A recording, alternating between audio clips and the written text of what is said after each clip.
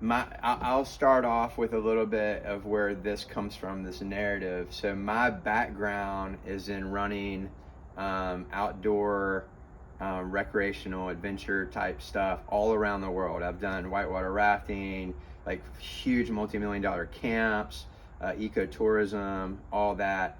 And I got away from that, came back to Charleston where my family is, and started a real estate business, mainly doing commercial stuff. So I see everything from a highest and best use standard of with the potential. So whether it's multifamily, multi-million-dollar or multifamily deal downtown, or a small neighborhood, or even just like home flips. So anything that's taking investors' money and making it better, right? Making something more profitable. So I got connected to this because of my background and the relationships with the current owners. The current owners are they are in the industry. They are insiders. So their undergrad work and their PhD work was all in outdoor recreation. So this is the stuff they live and breathe. Their teachers and mentors was kind of the OG of the high adventure, high element ropes course and zip lines. A guy named Jim Wall out of Georgia College, and he literally wrote the book on all this stuff. And he is like the industry guru. I mean, he's the guy that everybody looks to. And so they had this dream. It was a lifelong dream for them. So 2015, they bought this land. They looked and specifically wanted it to be in Allendale. Allendale is pressing really hard to become like the ecotourism center of the Low Country.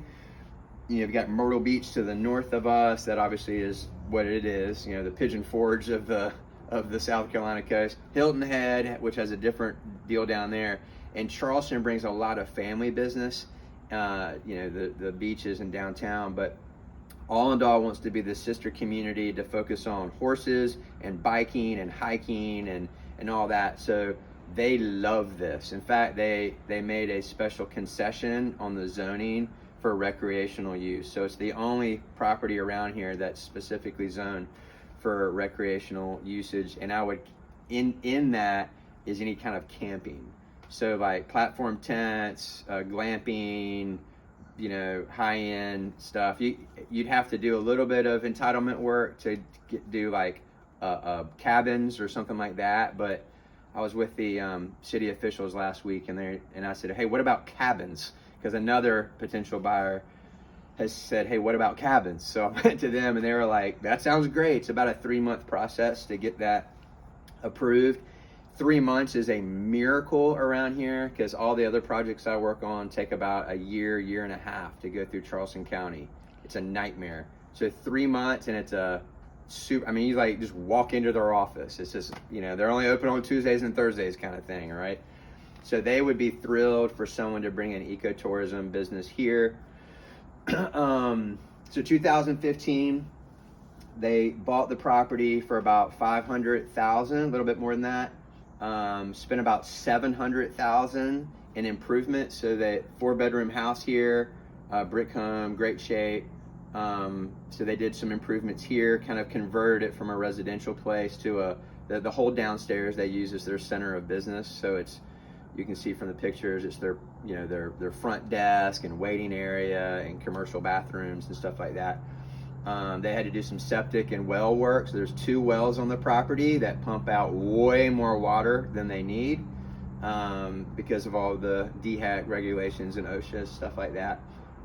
Their engineered septic is way bigger than it needs. So there's room for expansion of current operations or expansion into some other endeavors, like the glamping or cabins or whatever. So you have enough well and septic capacity for that.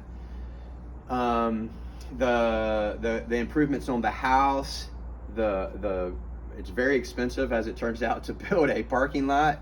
So there's about, $70,000 to $80,000 of work there. And then the zip line structure, which consists of a climbing tower, 3 zip towers, I think somewhere in the neighborhood of 12 different high element elements, transition from this zip line to this zip line, go over this bridge, all this kind of stuff, and we can see those in the videos and pictures.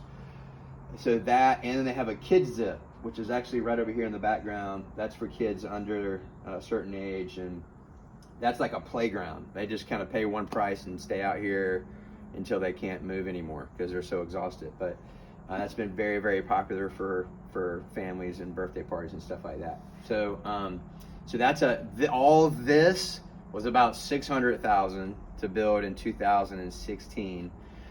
So in today's dollars, you can imagine this almost 10 acres that was purchased for $500,000 and about $700,000 in improvements to the house and the zip line and all that.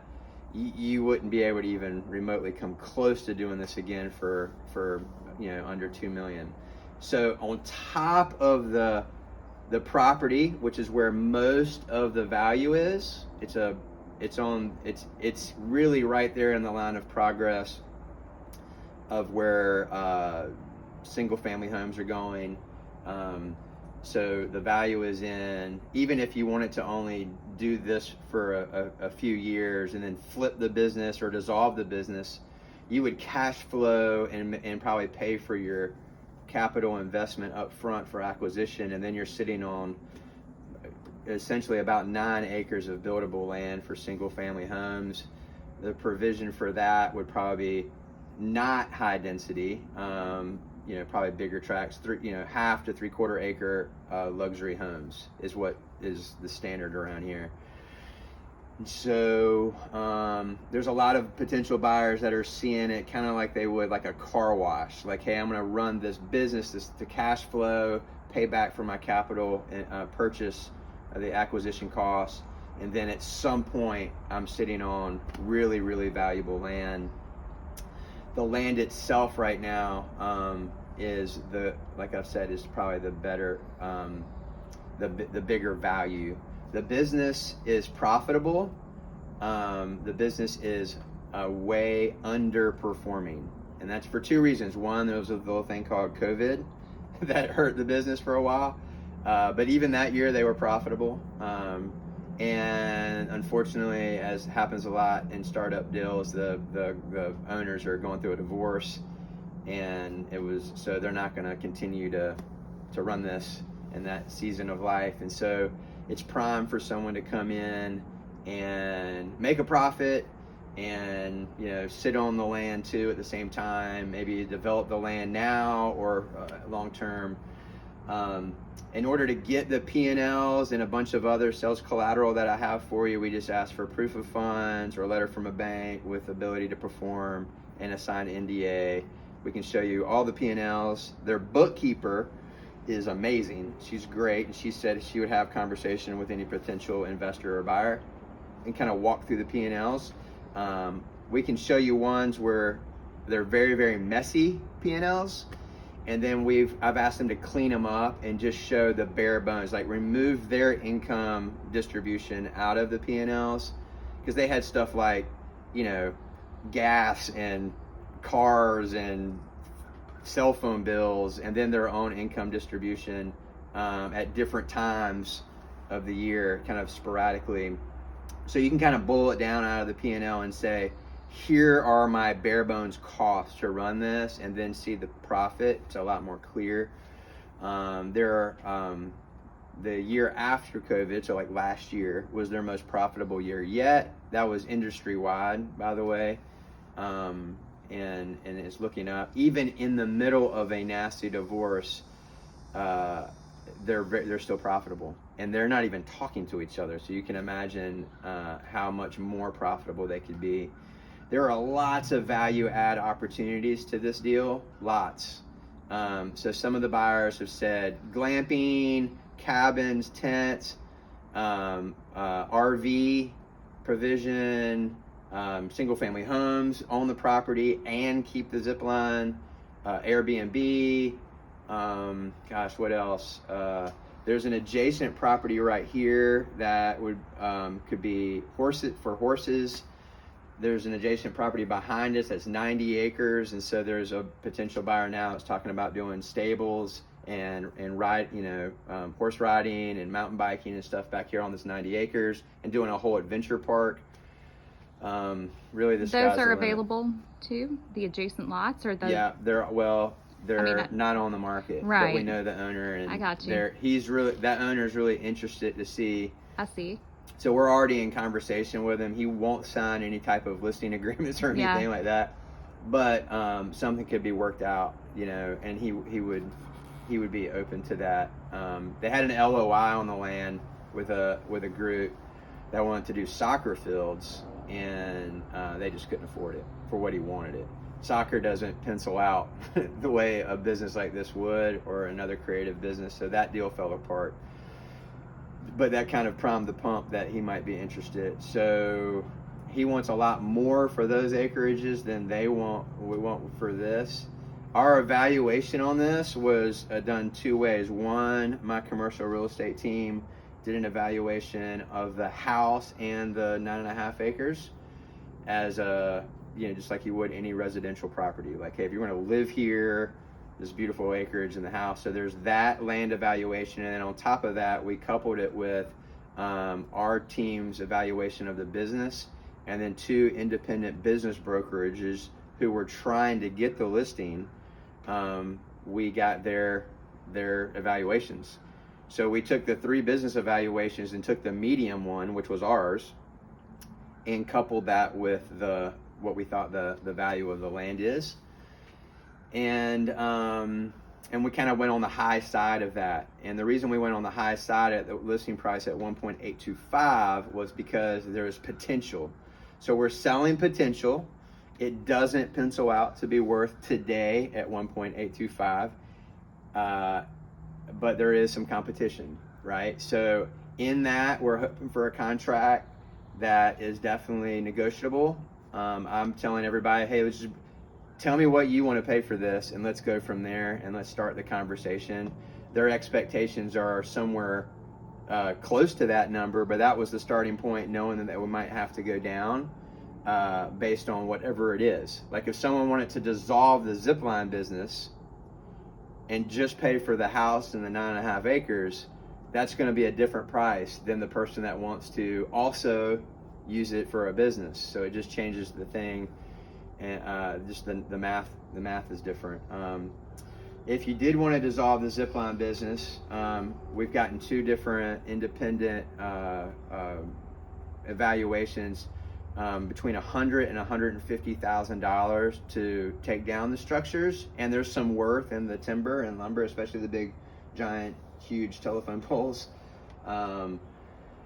But it's a profitable business, and it's got a really good reputation. They haven't done very much to any kind of proactive marketing. They're kind of reactive. It's almost like they have a great website, a great reputation, word of mouth, and a pretty good social media presence, and that's it. So if I owned this business, I would partner with all the other outdoor recreational businesses in town, the cities and county parks and rec. I'd be doing summer camp programs, after school programs. I'd partner with all the big resorts in the area like Wild Dunes and all the ones downtown. I mean, the sky's the limit. A lot of potential buyers have talked about doing a wedding venue, like a kind of roughed in barn on the property. And they have done some events here, but not enough to really show an impact. I mean, they've put out some tents and hung some twinkle lights and had some receptions out here, but Charleston is the number 2 wedding destination in America, so it is a huge untapped potential income earner here. I mean, you could be running the zipline business and put a barn back here and run weddings when you're not open for the zipline business and just crush it. The numbers, your agent or I could provide you what that looks like as far as the wedding business. There's also some things that you could do here that are other outdoor recreational opportunities, like a high element ropes course, or more adding on to the climbing tower, more rock climbing. There's no other rock climbing anywhere around here, so that's an untapped deal. And I'm about out of breath, but that's a lot. I'm